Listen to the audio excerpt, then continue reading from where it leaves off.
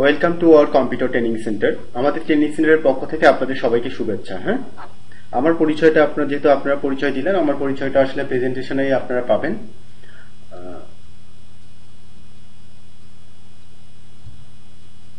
আমার নাম মোহাম্মদ জান্নাতুল ফেরদৌস, কম্পিউটার প্রশিক্ষক, বিকন আইসিটি টিউশন, রংপুর। গণপ্রজাতন্ত্রী বাংলাদেশ সরকার কর্তৃক অনুমোদিত বিকন আইসিটি টিউশন লিমিটেড কারিগরি শিক্ষা বোর্ড কর্তৃক মূল্যায়ন ও সার্টিফিকেট প্রদান।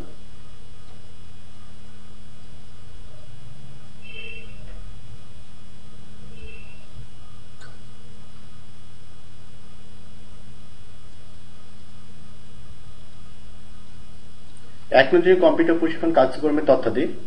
প্রশিক্ষণের শুভ উদ্বোধন 1/8/1999।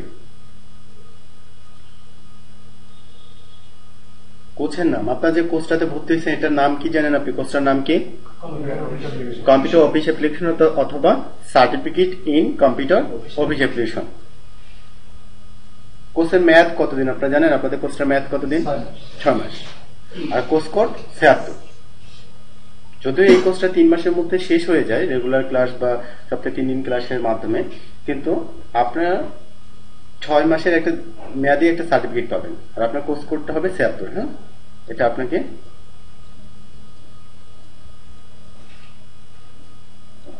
কোর্স শেষে কারিগরি শিক্ষা বোর্ড কর্তৃক সার্টিফিকেট প্রদান, কোর্স কোড 76। এখন কোর্স শেষে যে আপনি সার্টিফিকেটটা পাবেন, এটা কি আপনাকে এমনিতেই সার্টিফিকেটটা দিবে না দেন আপনাকে পরীক্ষা দিতে হবে? বলেন তো। পরীক্ষা দিতে হবে, তারপর প্র্যাকটিক্যাল দিতে হবে, দেন আপনি পাস করবেন কারিগরি শিক্ষা বোর্ডের অধীনে। ওরা রেজাল্টটা ওয়েবসাইটেই দিবে, আপনি সবকিছু দেখবেন, তারপর সার্টিফিকেটটা পাবেন। কিন্তু কোর্স টাইটেল, আপনারা আসলে এই কোর্সটার মধ্যে কি কি শিখতে পারবেন? ফান্ডামেন্টাল অফ কম্পিউটার, কম্পিউটার মৌলিক বিষয়সমূহ। হার্ডওয়্যার কনসেপ্ট, আমরা আসলে হার্ডওয়্যার সম্বন্ধে, কম্পিউটার যেগুলো হার্ডওয়্যার আছে এগুলো সম্বন্ধে জানবো। মাইক্রোসফট অফিস, এখান থেকে আমরা 4টা সফটওয়্যারের কাজ শিখবো: MS word, MS excel, MS power point, MS access. Clear বুঝতে পারছি আপনাকে? এছাড়াও আমরা ইন্টারনেট শিখতে পারবো। আমরা তাহলে কোর্স টাইটেলটার মধ্যে কি কি শিখতে পারবো? Fundamental of computer, hardware concept, Microsoft office, MS word, MS excel, MS power point, MS access, internet.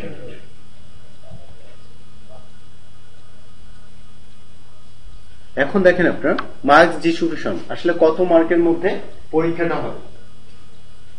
যদি আপনারা বলেন যে কত মার্কের মধ্যে পরীক্ষা হবে, টোটাল 500 মার্কের উপরে আপনাদের পরীক্ষাটা হবে। ক্লিয়ার বুঝাইতে পারছি আপনাদের? BTEB, Bangladesh technical education board, আপনার 260 মার্কের মধ্যে পরীক্ষা নিবে। আপনার 260 মার্কের উপরে পরীক্ষা নিবে। তা আমাদের বিকন রংপুর 240 মার্ক পরীক্ষা নিবে। বুঝাইতে পারছি আপনাকে? তাহলে সব মিলে আপনার 500 মার্ক মিল হচ্ছে না? এখন আপনারা দেখেন BTEB, Bangladesh technical education board 260 মার্কের মধ্যে আপনাদের কি কি পরীক্ষা নিবে? প্র্যাকটিক্যাল আপনাদের 200 মার্কের উপরে নিবে, যেখানে আপনাদের MS word, excel, power point, access থাকবে। আর লিখিত পরীক্ষা আপনার 60 মার্কের উপরে নেবে। ক্লিয়ার বুঝাইতে পারছি আপনাকে? যেখানে মনে করেন যে MCQ, fill in the blanks, short question, true and false, এগুলো থাকবে। ক্লিয়ার বুঝাইতে পারছি আপনাকে? বিকন রংপুর ঠিক প্র্যাকটিক্যাল আপনার 200 মার্কের উপরে নিবে, আর 40 মার্ক আপনার মানে মডেল টেস্ট আমরা নিব, আর ক্লাসে কিরকম উপস্থিত থাকতে চাচ্ছেন তার উপরে আমরা নাম্বারটা আপনাকে দিব। ঠিক আছে?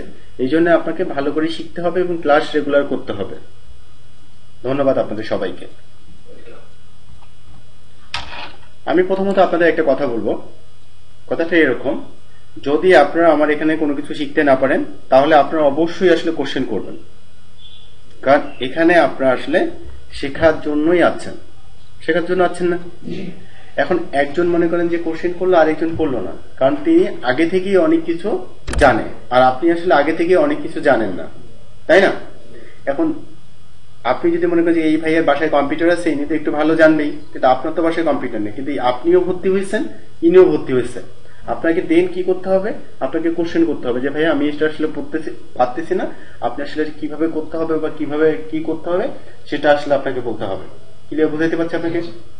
তাহলে এটা সম্বন্ধে আপনাদের কি কোনো কোশ্চেন আছে? আপনাদের কোনো কোশ্চেন নাই।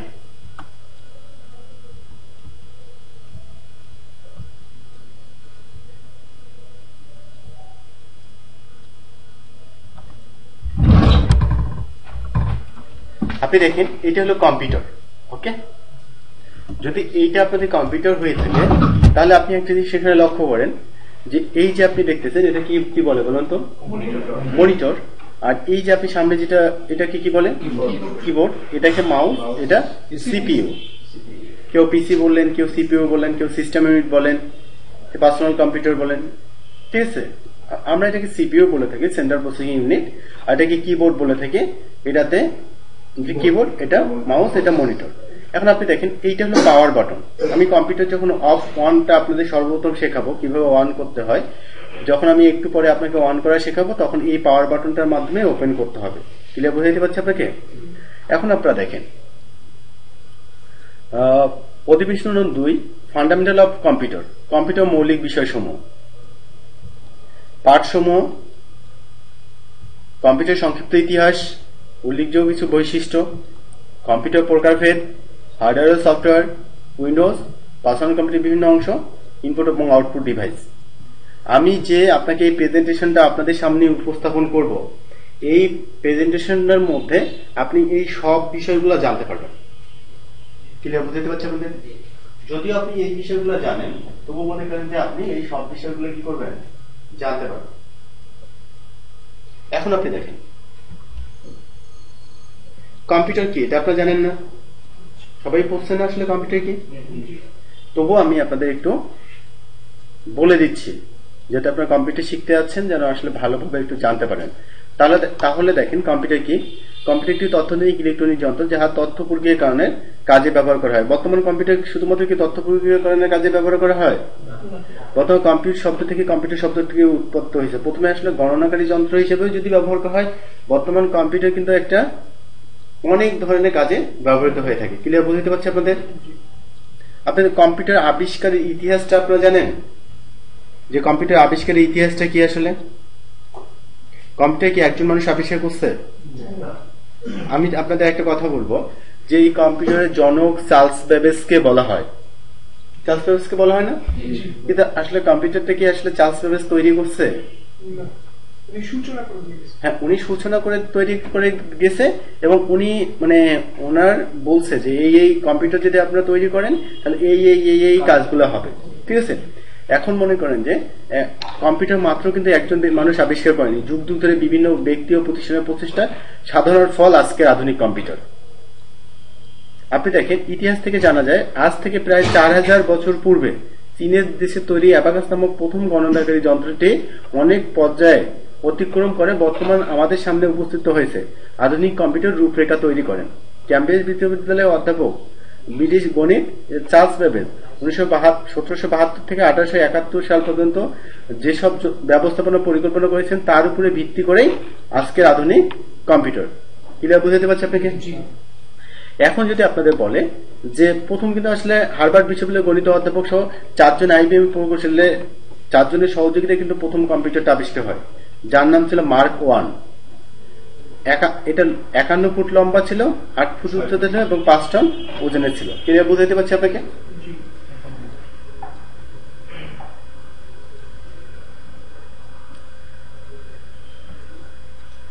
তথ্য প্রযুক্তি কি? তথ্য প্রযুক্তি কি আপনারা জানেন? টেলিযোগাযোগ ব্যবস্থার সাথে কম্পিউটার ও ইলেকট্রনিক সংমিশ্রণ তৈরি প্রযুক্তিকে বলা হয় তথ্য প্রযুক্তি। সহজ ভাষায় তথ্য প্রযুক্তি ওয়েবসাইট সম্পর্কে আলোচনা করে তৈরি প্রক্রিয়াজনন সংরক্ষণ আদান প্রদানকে তথ্য প্রযুক্তির, যেমন telephone, mobile, computer, internet, email, এগুলা। ক্লিয়ার বুঝতে হচ্ছে আপনাকে? এখন যদি আপনাকে বলে যে তথ্য প্রযুক্তি কি, টেলিযোগাযোগ ব্যবস্থার সাথে ইলেকট্রনিক সংমিশ্রণ কি, এখন যদি বিদ্যুৎ না থাকে তাহলে কি আমরা তথ্য প্রযুক্তি বলতে পারবো? তাহলে আমরা তথ্য প্রযুক্তি বলতে পারবো। যদি ওয়েবসাইট না থাকে তাহলে কি তথ্য প্রযুক্তি করতে পারবো? যদি কম্পিউটার না থাকে তাহলে বলতে পারবো না। আপনি দেখেন কম্পিউটার প্রকারভেদ। কম্পিউটার আসলে কয় প্রকার হয়ে থাকে? 3 প্রকার: analog computer, digital computer, hybrid computer. Clear বুঝতে পারছি আপনাদের?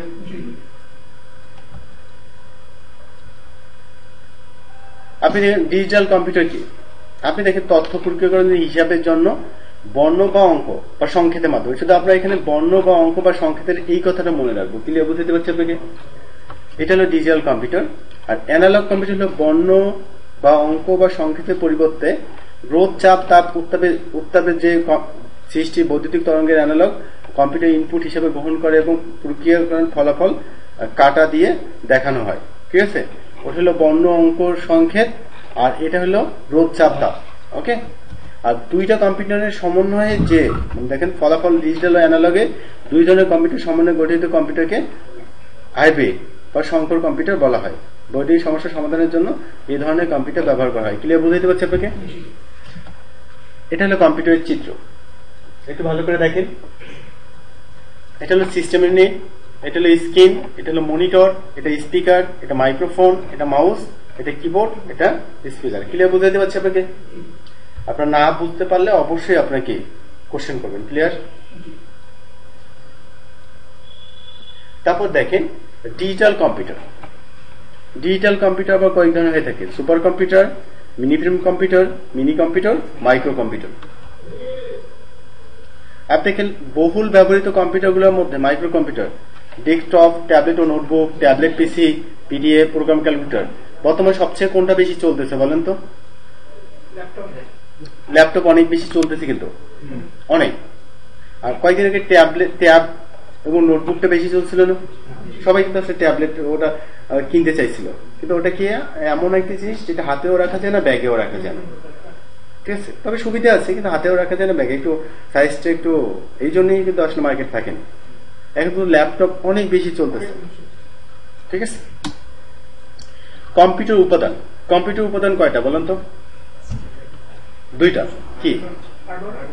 হার্ডওয়্যার এবং সফটওয়্যার। যদি বলে সফটওয়্যার কি এবং হার্ডওয়্যার কি, আপনি দেখেন সফটওয়্যার যে নির্দেশসমূহ কারণে হার্ডওয়্যার সমূহ স্ব কার্য সম্পাদনের সমাধানের নির্দেশনা সম্বলিত সফটওয়্যার বলা হয়। যে নির্দেশ সমূহের কারণে হার্ডওয়্যার সমূহ স্ব কার্য সম্পাদন করে সেই সমূহকে সম্বলিত ভাবে সফটওয়্যার বলে। অন্যথায় কম্পিউটারের ভিতরে যে প্রোগ্রামগুলো কাজ করে সেগুলোকে কিন্তু স্পর্শ করা যায় না, কারণ সফটওয়্যারগুলো কি করা যায় না বলেন তো? এখন আমি আপনাকে বলি সফটওয়্যার কিন্তু আবার দুই ধরনের হয়ে থাকে। একটা হলো সিস্টেম সফটওয়্যার, একটা হলো অ্যাপ্লিকেশন সফটওয়্যার। কিন্তু আপনাকে যদি বলে সিস্টেম সফটওয়্যার কি, অ্যাপ্লিকেশন সফটওয়্যার কি, তখন আপনারা কিভাবে বলবেন বলেন তো? জানেন সিস্টেম সফটওয়্যার কি, অ্যাপ্লিকেশন সফটওয়্যার কি? আমি আপনাদের বলবো কম্পিউটার কেনার পরে আসলে একটা সফটওয়্যার দিতে হয় না? এটার নাম কি? উইন্ডোজ বা লিনাক্স। ঠিক আছে, এই সফটওয়্যারটাকে আমরা সিস্টেম সফটওয়্যার বলবো। ক্লিয়ার বুঝতে পারছি আপনাকে? আর অ্যাপ্লিকেশন আমি আপনাকে এইভাবে বলা যায়। বলেন।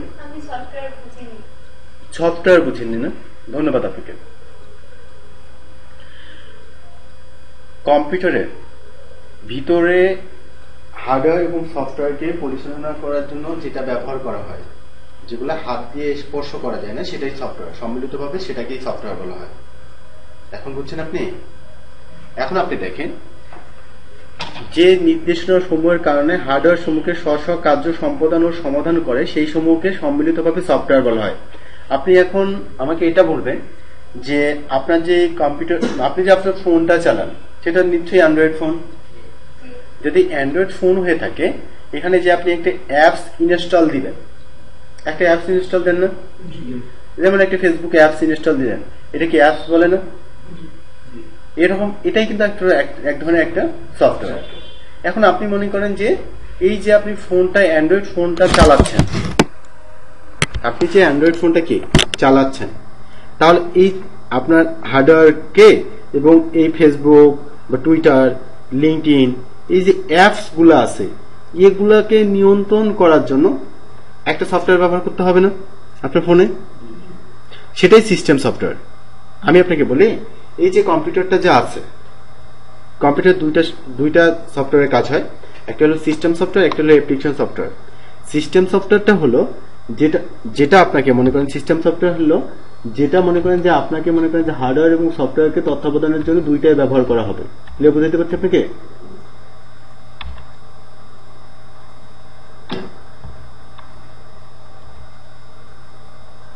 এখন আপনি একটা জিনিস চিন্তা করেন যে আপনি যে কম্পিউটার কেনার পরে আপনি বা ফোনটা কিনলেন, আপনি কি কখনো শুনছেন না যে আসলে সফটওয়্যার চলে যায়? আপনি কি এটা কখনো শুনছেন সফটওয়্যার চলে যায়? শুনছেন না? আপনি ফোন কেনার পরে আপনি কখনো শুনেননি আপনার ফ্রেন্ড বা কারো যে আপনার ফোনের সফটওয়্যারটা পড়ে গেছে, যে সফটওয়্যার দিতে হবে, এরকমটা কেউ শুনছেন? যে সুপার মার্কেটে গিয়ে বা যে কোনো মার্কেটে গিয়ে সফটওয়্যারটা দিয়ে নিলে আসলে ফোনটা ঠিক হয়ে যাবে? শুনেননি আপনি? আপনি শোনেননি? হ্যাঁ হ্যাঁ হ্যাঁ।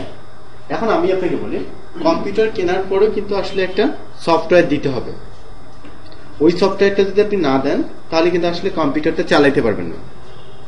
সেটা উইন্ডোজ হইতে পারে, লিনাক্স হইতে পারে। এগুলো হলো অপারেটিং সিস্টেম। অপারেটিং সিস্টেমটা আসলে এই সিস্টেম সফটওয়্যারটা আমরা কেন দিব? এই যে আমি যে অ্যাপ্লিকেশন সফটওয়্যারগুলো যেগুলো স্ব কার্য সম্পাদন করে, যদি এগুলো আমরা সমাধান করতে চাই তাহলে অ্যাপ্লিকেশন সফটওয়্যারগুলো ব্যবহার করতে পারবো। যেমন মনে করেন যে আপনি যদি মনে করেন যে উইন্ডোজ না দেন তাহলে তো কম্পিউটার চলবেই না। আপনি হ্যাঁ কেন?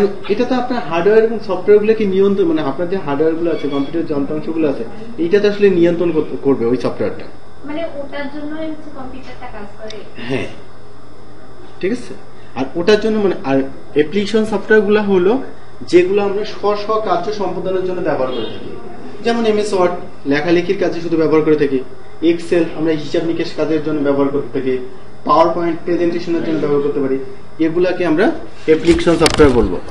তাহলে এই কম্পিউটার দুইটা উপাদান সম্বন্ধে আপনাদের কোনো কোশ্চেন আছে? যদি কেউ না বুঝে থাকেন তাহলে অবশ্যই কোশ্চেন করবেন। আপনাকে ধন্যবাদ। হ্যাঁ, সফটওয়্যার হার্ডওয়্যার কি? কম্পিউটার ব্যবহৃত সূক্ষ্ম কারিগরি যন্ত্রপাতিকে সমূহকে হার্ডওয়্যার বলা হয়। যে সমস্ত যন্ত্রাংশ আসলে হাত দিয়ে স্পর্শ করা যায়, যেমন মনে করেন যে আমি মাউস স্পর্শ করতে, এটা একটা হার্ডওয়্যার না? তাহলে মনে করছে কম্পিউটারের ভিতরে আবার সিপিইউ এর ভিতরে আবার অনেক কিছু থাকে, RAM, ROM, hard disk, cooler, power supply, অনেকগুলো তার, এগুলো কিন্তু হার্ডওয়্যারের অংশ বিশেষ। ঠিক আছে? যেমন এখানে যেমন কি mouse, keyboard, monitor, printer, hard disk ইত্যাদি। অপারেটিং সিস্টেম, অপারেটিং সিস্টেম হলো এমন এক প্রকার প্রোগ্রামের সমষ্টি যেগুলোর সাহায্যে কম্পিউটারের সকল সফটওয়্যার ও হার্ডওয়্যার ও সফটওয়্যার নিয়ন্ত্রণ ও তত্ত্বাবধান এবং সফটওয়্যারগুলো পরিচালনা কার্যকর করতে সাহায্য করে, সেটা হলো অপারেটিং সিস্টেম। ওকে, এখন আপনি দেখেন এটা হলো কি উইন্ডোজ। উইন্ডোজ কি এটা আপনারা জানেন? উইন্ডোজ কিন্তু একটা অপারেটিং সিস্টেম। দেখেন উইন্ডোজ একটি অপারেটিং সিস্টেম। হার্ডওয়্যার কেনার পরেই প্রথমে অপারেটিং সিস্টেম ইনস্টল করতে হয়। অ্যাপ্লিকেশন সফটওয়্যার পরিচালনার জন্য কম্পিউটারের যে কোনো ধরনের অপারেটিং সিস্টেমের প্রয়োজন হয়। বর্তমান পৃথিবীর সবচেয়ে জনপ্রিয় অপারেটিং সিস্টেম হলো কি? উইন্ডোজ। 1995 সালে 24 আগস্ট মাইক্রোসফট কর্পোরেশন উইন্ডোজ সংস্থা সম্পূর্ণ হিসাবে বাজারজাত করেন। 1998 সালে এবং 2000 সালে বর্তমানে উইন্ডোজের সর্বোচ্চ সংস্করণ কত? ঠিক আছে, 11 আসবে, লঞ্চ করছে, এখনো আসে না, আসবে শীঘ্রই। তাহলে আপনারা বুঝতে পারছেন। এখন তার আগে একটা কথা বলেন যে উইন্ডোজের যে কোম্পানিটা আছে এটা মালিক কে আপনারা জানেন? মাইক্রোসফট। আর মাইক্রোসফটের মালিক কে? না না, বিল গেটস।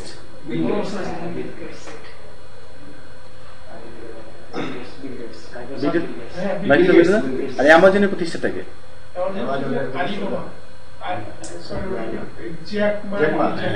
এখন আমি আপনাকে একটা কথা বলবো যে পৃথিবীর যেগুলো ধনী আছে, মনে করেন যে আমি আপনাকে বলি সেগুলো তো কম।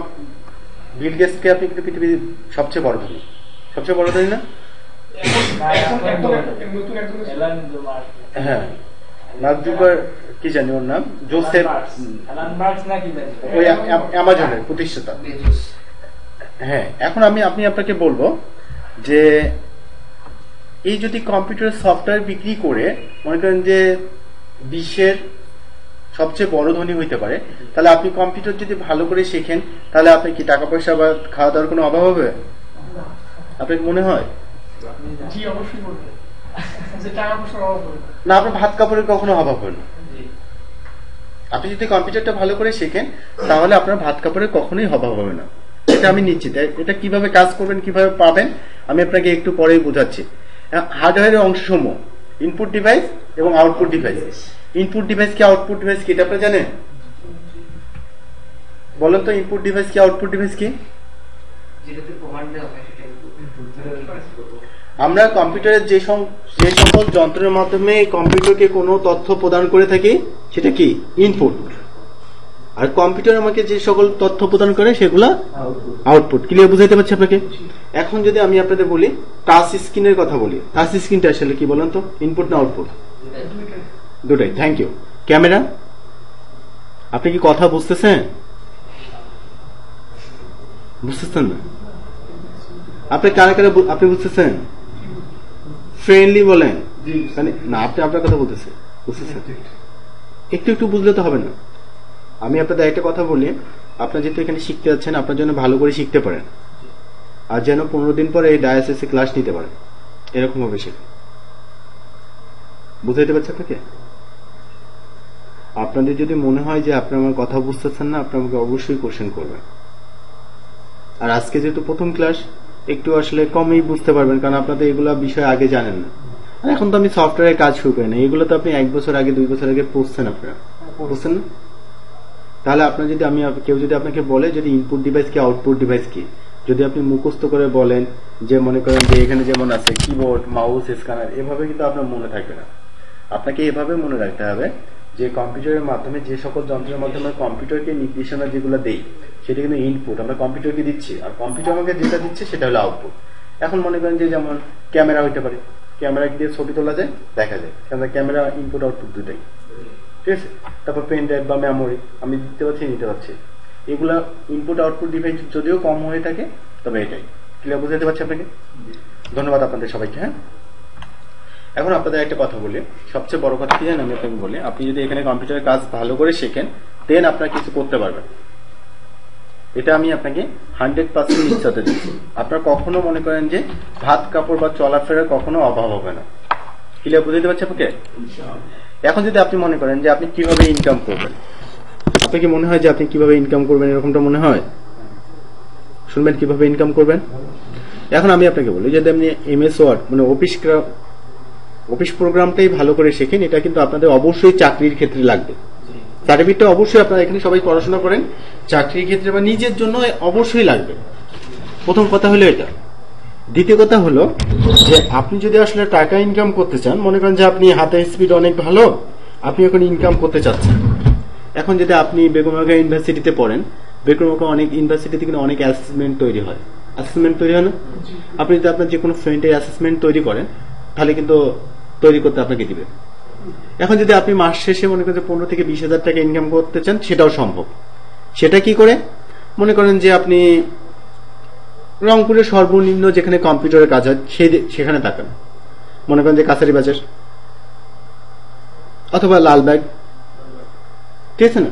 ওখানে যেগুলো কম্পিউটারের দোকান আছে, ওখানে ছেলে যেগুলো বসে, আপনার কি মনে হয় যে ওরা 15,000 টাকার নিচে ইনকাম করে মাস নিলে? হ্যাঁ,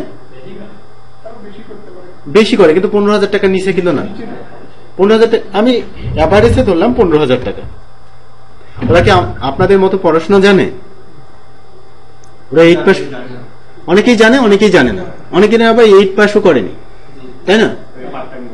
না, এখন আপনি দেখেন যে এই যে ছেলেটা পড়াশোনা জানে না, তারা কিন্তু আসলে আপনার মাসে মান্থলি কি 15,000 টাকা ইনকাম করতেছে, কিন্তু আসলে আমরা শিক্ষিত হয়েও, আমরা পড়াশোনা জেনেও আসলে আমরা কি করতেছি, আমাদের একটা ফর্ম পূরণ করতে হবে।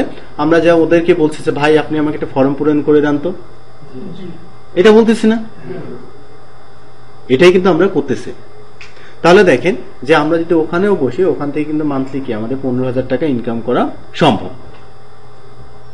তারপর আপনি যদি ওই ভাইকে যা বলেন যে ভাই আপনি তো দোকানের মালিক, আপনার এখানে তো অনেক কম্পোজের কাজ আসে, আমি যদি আসলে কম্পোজের কাজ করতে চাই, আপনি আমাকে কিছু কাজ দিবেন তো ডাটা এন্ট্রির, আপনি বলেন যে পার পেজ 50 টাকা করে নেন, আপনি আমাকে 40 টাকা করে দিন। যদি বলেন না 40 টাকা হবে না, ভাই আপনি আমাকে 30 টাকায় দিন, আপনি 30 টাকা নিলেন। আপনি দিনে যদি আসলে কয়টা 6টা পেজও করেন, তাহলে মানে 180 টাকা হচ্ছে, তাই না? 200 টাকা হচ্ছে। আপনি যখন মনে করেন যে ভালো কাজ করবেন, উনি কি আপনাকে আরো বাড়াই দিবে না? আর এখন যদি উনি বসে থেকেই আসলে একটা পেজ প্রতি 10 টাকা করে পাচ্ছে, তাহলে আপনাকে কাজ দিবে না? বুঝতে পারছেন আপনাকে? তাহলে আপনি এই জায়গাগুলো থেকে এই ইনকাম করতে পারছেন। হচ্ছে একটা আপডেট লেভেলে যান, পেজ ক্লাবে যান, আপনি চিন্তা করেন এভাবে, প্রেস ক্লাবে যান, আপনার একটু হলে ডিমান্ড বাড়বে না? স্যালারি কি 20-এর উপরে যাবে না? এখন প্রেস ক্লাব থেকে আপনি একটা কাজ করেন, যে কোনো এই যে রংপুরে যেগুলো অফিস আছে এগুলো জায়গায় ট্রাই করেন, আপনার স্যালারি আরেকটু বাড়বে না? কিন্তু আপনি এটা নিশ্চিত থাকেন যে আপনারা যদি কম্পিউটারের ভালো কাজ জানেন, দেন কিন্তু আপনাকে কি করবে, আপনাকে কখনো মানুষকে ডাকতে হবে না।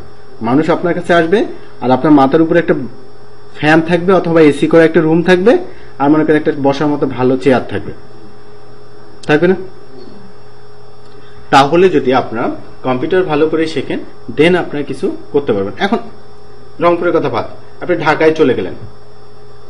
ঢাকায় মনে করেন যে আপনি যদি একটা যে কোনো গার্মেন্টসে ঢুকেন, গার্মেন্টসে বাইং হাউসে ঢুকতে পারেন, আপনার স্যালারি কত হবে আপনি চিন্তা করে দেখেন। 20,000, এটা তো সর্বনিম্ন। 35-40,000-এর উপরে দিয়ে শুরু হয় স্টার্টিং স্যালারি, মানে আপনি স্টার্ট যে করবেন এটা আসলে 35,000-এর উপরে। বাইং হাউসের চাকরি পাওয়া কিন্তু অনেক কঠিন, ঠিক আছে? আপনি গুগলে সার্চ দিয়ে দেখেন। আপনি তারপরে যদি গ্রাফিক্সটা শেখেন, একজন গ্রাফিক ডিজাইনের স্যালারি কত দিয়ে শুরু হয়, আপনি আমার কথা বিশ্বাস না হলে আপনাদের যদি কেউ পরিচিত থাকে তাহলে আপনি জিজ্ঞাসা করে দেখবেন। আপনি কম্পিউটারের কাজ ভালো করে শিখলে আপনার কখনো কোনো কিছুর অভাব হবে না, ঠিক আছে? এখন আপনি এটা চিন্তা না করেন, এখন আপনি কি করবেন, আপনি ইউএসএ কাজ করবেন, অনলাইনে কাজ করা যায় না? আপনি কিছুই জানেন না, আপনি শুধু ডাটা এন্ট্রি পারেন, আর শুধুমাত্র মনে করেন এমএস ওয়ার্ড পারেন, এমএস এক্সেল পারেন, পাওয়ার পয়েন্ট পারেন, এই 3টা জিনিসই পারেন। আপনি এখানে যেটা শিখবেন, আপনি যদি এইটা ভালো করে শিখেন, আপনি টাকা ইনকাম করতে পারবেন না? অনলাইন থেকেও আপনার টাকা ইনকাম করা সম্ভব। ক্লিয়ার বুঝাইতে পারছি আপনাদের? আপনি এগুলো ব্যাপার চিন্তা করে দেখবেন, আর আমি চাই যে আপনারা এখানে আসেন, আপনারা ভালো করে শেখেন। একটা সবচেয়ে বড় কথা কি জানেন, আমি আপনাকে বলবো যে এটা কথা যদি শুনতেও খারাপ লাগে তাহলে তবু এটা রিয়ালিটি। আপনাদের সাথে আমাদের সম্পর্কটা give and take. Give and take বুঝেন? কেউ বোঝেন না? গিভ অ্যান্ড টেক যত ভালো আগে বুঝবেন তত উপকার হবে, যত পরে বুঝবেন। আমি মনে করি যে পৃথিবীতে একটা সম্পর্ক বাদ দিয়ে প্রত্যেকটা সম্পর্ক গিভ অ্যান্ড টেক, এটা আপনি বিশ্বাস করেন? শুধুমাত্র বাবা মায়ের সম্পর্কটা বাদ, বাবার সাথেও তবু ইয়া হয়, মায়ের সাথে না। আমাকে সকালে একজন বললো যে আমি সকালে একজন আসলো, আপনি মনে দেখছেন আসছে বয়স্ক, উনি কিন্তু সকালে আমার সকালে বললো, তো ওনাকে এই কথাটা বললাম, উনি আমাকে বললো যে না, এটার পিছনে স্বার্থ আছে। কিরকম স্বার্থ? এই যে তোমার মা তোমাকে জন্ম দিচ্ছে বা তোমার বাবা দিচ্ছে, এখন মনে করে তুমি বড় হবা, তোমার মনে করি তখন বৃদ্ধ হয়ে যাবে, তুমি ওনাকে দেখভাল করবা, এটার জন্য আমার মনে হয় না এটা। তো আমি বললাম যে না, এটা তো না, এরকম করে কিন্তু আসলে কমেন্ট করছে, ঠিক আছে? আপনি করলেন যেটা হয়ে গেছে। তবে হ্যাঁ, বাবা মায়ের সম্পর্কটা, মায়ের সম্পর্কটা আসলে অ্যাকচুয়ালি কোনো স্বার্থ থাকে না। এটা ব্যতীত পৃথিবীর প্রত্যেকটা সম্পর্ক আমার মনে হয় ঠিক আছে। দেখেন, আপনি যদি এখানে প্রেমে করে ভর্তি না হতেন, শুনতে খারাপ লাগবে, এটা দিয়ে এটা আপনি কিন্তু করতে দিবেন। ভাই ভাই আপনি বলেন তো দিবে, তাহলে তো অনেক স্টুডেন্ট আছে তাদের সামনে নিয়ে এত সুন্দর করে কথা বলতেছে। আর আপনারা একটা জিনিস চিন্তা করে দেখেন, আমি যদি আসলে ভার্সিটি গেটের সামনে যা বলতাম যে ভাই শুনে যান, বসে যান, কিছু কথা বলি, আপনারা শুনতেন? আপনারা বলেন, আপনারা আমাকে কোনো ভেবে দিতেন না। আসলে স্থান দিতে মানুষ মানুষকে ভেবে দেয়, আর ভেবে মানুষ কাকে দেয় জানেন? যার মধ্যে কোনো আছে। এই যে আপনারা আমার কথা শুনতেছেন, আমাকে ভালো লাগতেছে, আমাকে কিছু শুনতে পারছেন, এই জন্য আপনারা আমাকে ভেবে দিতেন। আর যদি আপনি ভেলু না পাইতেন তাহলে আমাকে বলতেন ভাই আপনি গাইতে দেন, ভালো লাগতেছে না, আপনাকে হ্যাঁ গাই শুনতে। এটা না, এটা রিয়ালিটি ভাই। আমি আপনাকে একটা কথা বলবো যে আপনি যত তাড়াতাড়ি রিয়ালটা বুঝবেন তত তাড়াতাড়ি আপনার উপকার, যে এটা আমার রিয়াল, এটা যদি আপনি বুঝতে পারেন তাহলে কি আপনি আপনার তত তাড়াতাড়ি উপকার শুরু হবে। কিভাবে বুঝাইতে পারছি? এটা হলো কথা। এই জন্য আমি আপনাকে বলবো, যেহেতু আপনার সাথে আমার সম্পর্কটা ডিপেন্ডে, আপনারা এটা আসলে বিশ্বের মধ্যে যদি আমি ক্লাস নিই, আমার সাথে একটু ভালো সম্পর্ক হবে, তার সাথে হয়তো ওদের সাথে তো কোনো কথা নেই। কিন্তু একটা কথা বলবো, আপনার না পারলে আমাকে অবশ্যই কোশ্চেন করবেন, একবার না 1000 বার। আর আপনি এখানে ভালো করে শিখতে আছেন, আপনার ভালো করে শিখে যাবেন, আমার নাম জব করবেন যে ভাইটা যে যাই করুক না ভালো করে শিখেছে, এতটুকুই ভাই। আমি আর আপনার কাছে কোনো কিছু আশা করি না, আপনার কাছ থেকে আমার কোনো কিছু আশা করা না, বুঝছেন? এখন আপনার ক্লাসে রেগুলার আসবেন, আর আপনাদের একটা ব্যাপার ভালো লাগছে আমার, আপনার সবাই সেলফি জুতোগুলো আসলে সুন্দর করে রেখে দিচ্ছে, না, এটা ভালো লাগছে। কারণ অনেক স্টুডেন্ট আসলে কি জানেন, জুতোগুলো কেমন এলোমেলো করে রাখে, আমার খুব মেজাজটাই খারাপ হয়ে যায়। সেলফ একটা মনে করেন একটা সেলফ দেওয়াই আছে, কিন্তু সেলফ জুতো ছাড়া রেখে দিল, কত সুন্দর দেখা যাচ্ছে, তাই না? এটা আমার ভালো লাগছে। আর দ্বিতীয় কথা হলো আপনারা এসে কম্পিউটারগুলো হাত দেয় না, ঠিক আছে? এগুলা আসলে মাইন্ডসেট। আপনি আপনার মাইন্ডটাকে যেভাবে সেট করবেন সেভাবেই আপনার মাইন্ডে চলবে, বুঝতে পেরেছি? এই জন্য আমি আশা করি আপনারা ভালো করে শিখবেন। আর যারা এখানে একটু কম পাবেন সবাইকে সহযোগিতা করবো, আমরা সবাই মিলে শিখবো। এখন আপনারা দেখেন, আমরা এখানে 4টা সফটওয়্যার নিয়ে একটাই বলবেন, এখন বর্তমানে বলেন। আচ্ছা, আপনি যখন করেন মানে খুব দ্রুত করেন, একটু আস্তে বললে ভালো হয়, আমরা একটু বুঝতে না। ও ঠিক আছে, কারণ আপনারা তো এগুলা জানেনি, আপনারা মনে করেন যে এগুলা জানেন, এই জন্যই আসলে একটু দূরত্ব পড়া। আসলে জানলেও আমাদের বইয়ে তো এভাবে দেয়া নেই, আমাদের বইয়ে তো অন্যভাবে দেয়া আছে। বইয়ে কি অন্যভাবে কিভাবে দেওয়া আছে? মানে আপনি যেগুলো পড়াচ্ছেন এগুলো সংক্ষেপে মানে কেটে কেটে দেয়া আছে, কিন্তু আমাদের বইয়ে অনেক বিস্তারিত দেয়া আছে আর কি, সেই কারণে যে আপনি পড়তেছেন আমরা একটু বুঝতেও সমস্যা হচ্ছে। বুঝতে পেরেছি, ঠিক আছে। আর কোনো কিছু? না, ধন্যবাদ আপনাকে। হ্যাঁ, তবে একটা কথা আপনাদের বলি, আমার যদি আপনাদের কোনো কিছু খারাপ লাগে আপনারা অবশ্যই আমাকে বলবেন, এবং আমার ক্লাস সম্বন্ধে যদি আপনাদের কোনো কমপ্লেন থাকে সেটাও আমাকে বলবেন। কারণ একটা কথা কি জানেন, আপনাদের সহযোগিতায় আমি অনেক দূর আগাবো। কারণ আমি আজকে ভালো ক্লাস নেই, আমি অ্যাজ এ ভালো ট্রেনার, বাট আমি আরো 2-3 জায়গায় ক্লাস নেই, সেটা ঠিক আছে, কিন্তু এইটা সহযোগিতা কে জানেন? আপনারাই। আমাকে অনেকেই মেসেজ করে বলে যে ভাইয়া আপনি আসলে এই কাজটা এইভাবে করলে হয় না, আরে পরে এইভাবে করে দেখি, ঠিকই তো, আসলে এইভাবেই তো করা যায়। আরেকজন বলে যে এইভাবে করলে হয় না, এভাবেই কিন্তু আসলে হয়েছে, বুঝছেন? আর আমি যে সব জানতো তাও না ভাই, আপনিও সব জানেন, আপনার মধ্যেও কোনো না কোনো ট্যালেন্ট আছে। আমি কম্পিউটারে ভালো করি, আপনি ফিজিক্সে ভালো করেন, আপনি ফিজিক্সে ভালো করেন, উনি ডিএসএল ম্যানেজমেন্টে ভালো করেন, তাই না? উনি ডিজিটাল ম্যানেজমেন্টে ভালো করে, উনি ম্যাথে ভালো করে, সবাই কিছু না কিছু জানে। আল্লাহ তাআলা সবার মধ্যে কিছু না কিছু দিয়েছে, কারো দাঁড়াবার অবস্থানটা আছে, কারো দাঁড়াবার অবস্থান নাই, এই হলো কথা, ঠিক আছে? এখন আপনি দেখেন এটা হলো মাউস, এটা সম্বন্ধে আপনারা জানেন? মাউসটা কিন্তু আপনাদের দিক দিয়ে সোজা, আমার দিক দিয়ে উল্টা। এখন আমার দিক দিয়ে সোজা হলে আপনার দিক দিয়ে উল্টা হলো না? দেখেন, আমার যখন সোজা হলে এটা কি আমার রাইট হ্যান্ড, আর এটা লেফট হ্যান্ড। আমি যখন এটা ঘুরাই নিলাম, আমার রাইট মাউসের লেফট, আর আমার লেফট মাউসের রাইট। বুঝাইতে পারছি আপনাকে? এইটা আপনাকে মনে রাখতে হবে। আর আমি যদি এখানে 4টা, আমি প্রথমে এটা রিফ্রেশ করে নিব। আর আপনি দেখেন, এই যে আপনি এটা দেখতেছেন, এই যে এটা হলো কম্পিউটার, এগুলো হলো ডেস্কটপ আইকন, আর এই যে এগুলো দেখতেছেন এগুলো হলো ফোল্ডার। ক্লিয়ার বুঝাইতে পারছি আপনাকে? এখন আপনি দেখেন, আপনি এভাবে সবাই কম্পিউটার ওপেন করতে পারবেন না? সবাই কম্পিউটারটা ওপেন করবেন, পাওয়ার বাটন দিয়ে সবাই ওপেন করে দেন। আমি আপনাদের সবাই ওপেন করে 2-1 রিফ্রেশ করবেন।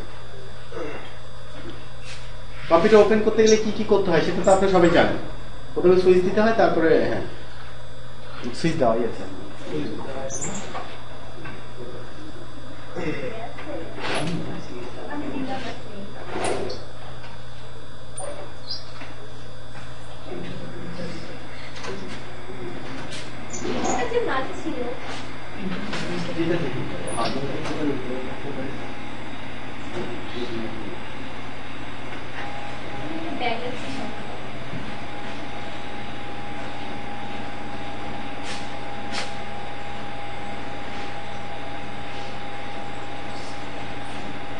কি দেখাচ্ছে?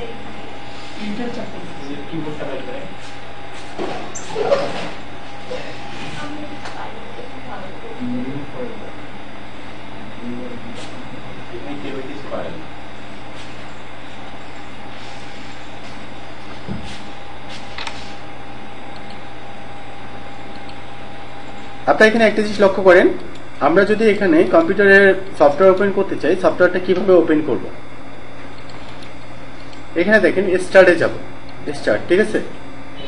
স্টার্ট থেকে অল প্রোগ্রাম। আমি আপনাদের আরেকটা কথা বলি, ক্লাসে কিছু নিয়ম আছে আমার। সর্বপ্রথম কথা হলো যে আমি যখন আসলে ক্লাস করবো তখন মাউস চাপা যাবে না, এটা আপনি জানেন না, প্রথম দিনের জন্য। যদি আপনাদের কেউ এর আগে ক্লাস করে থাকে আপনারা বুঝতে পারবেন, আপনাদের মাউস কেউ স্পর্শ করবেন না, আপনারা আগে দেখবেন, তারপরে দেন আমি আপনাদের প্র্যাকটিস করার সুযোগ দিব, দেন আপনারা ভালো শিখতে পারবেন। এখন আপনারা এখানে দেখেন যে আমি যদি স্টার্টে ক্লিক করি, স্টার্ট থেকে কি করব, অল প্রোগ্রামে যাব। অল প্রোগ্রাম থেকে মাইক্রোসফট অফিস, এখান থেকে মাইক্রোসফট ওয়ার্ড 2007। এই যে আমার এটা ওয়ার্ডটা ওপেন হলো না। আপনি এখন একটা জিনিস লক্ষ্য করেন যে আমার এইটা হলে একভাবে নিয়ম, মানে ওপেন করার পদ্ধতি। আমি আর একভাবে ওপেন করব, সেটা কি করে, স্টার্টে যাব, এখানে আমি কি করব, ওয়ার্ড লিখব, WORD, ওয়ার্ড। তাহলে ওয়ার্ডটা চলে আসছে না? একে এইভাবে আমি ওপেন করতে পারি। আর একভাবে ওপেন করতে পারি, সেটা হলো রাইট বাটনে ক্লিক করে নিউ এ ক্লিক করার পর এখানে ওয়ার্ড। ক্লিয়ার বুঝতে পারছি আপনাকে? আমি আপনাকে 3 থেকে 4টা নিয়ম শিখাই দিব, কিন্তু আপনারা যখন প্রয়োগ করবেন তখন আসলে কি করবেন, যেটা ভালো লাগবে সেটা প্রয়োগ করবেন। আগে দেখেন, তারপরে কাজ করবেন। তাহলে আপনারা দেখেন, আবারও স্টার্টে যাবেন, অল প্রোগ্রামে যাবেন, এখান থেকে মাইক্রোসফট অফিসে যাবেন, এখান থেকে মাইক্রোসফট অফিস ওয়ার্ড 2007। এইটা যখন আপনারা ওপেন করলেন, আপনি দেখেন এই যে আপনি এই বারটা দেখতেছেন, এই বারটার নাম হলো টাইটেল বার, আর এই যে এটা দেখতেছেন এটা হলো অফিস বাটন। ক্লিয়ার বুঝতে পারছি আপনাকে? আর এই যে হোম, ইনসার্ট, পেজ লেআউট, এটা হলো কি, মেনু বার। এটাকে বলবো মেনু বার। আর নিচে যেগুলো আছে, ক্লিপবোর্ড, ফন্ট, প্যারাগ্রাফ, এগুলো হলো ফরম্যাটিং বার। ক্লিয়ার বুঝাইতে পারছি আপনাদের? আর এই যে আপনি এটা দেখতেছেন, এটা হলো রুলার, আর এটা হলো টাস্ক বার। আপনাদের আর কোনো কোশ্চেন আসছে? এখন আপনি দেখেন, এইটা দিয়ে যদি মনে করেন যে আমি কখনো কাটতে চাই, এটা দিয়ে মিনিমাইজ করা যায়। যদি আমি মিনিমাইজ এরকম করে রাখতে চাই, মিনিমাইজ করতে পারবো। আবার যদি এটা দিয়ে আমরা মনে করেন যে একটু রেস্টোর ডাউন, একটু ছোট করতে চাই, ছোট করতে পারবো। আর এটা দিয়ে যদি আমি একবারে কেটে দিতে চাই, একবারে কেটে দিতে পারবো। ক্লিয়ার বুঝতে পারছি আপনাদের? আর কোনো কোশ্চেন? যেগুলো আছে আপনার, ওগুলোকে রিবন বলা যায় না? রিবনও বলা যায়, ঠিক আছে। আমি আপনাদের বলবো না, মেনুর রিবনও বলতে পারেন, ফরম্যাটিংও বলতে পারেন, যেগুলো যেভাবে আপনি যেটা বলতে পারেন আর কি। এখন আপনি একটা জিনিস আমি আপনাদের বলবো যে আপনি দেখেন, এটাতে আপনি কোনো কিছু এভাবে লিখতে পারবেন। আপনি তাহলে এই সফটওয়্যারটা সবাই ওপেন করে আপনার কোনো কিছু লেখেন, তো এখান থেকে কি পারেন,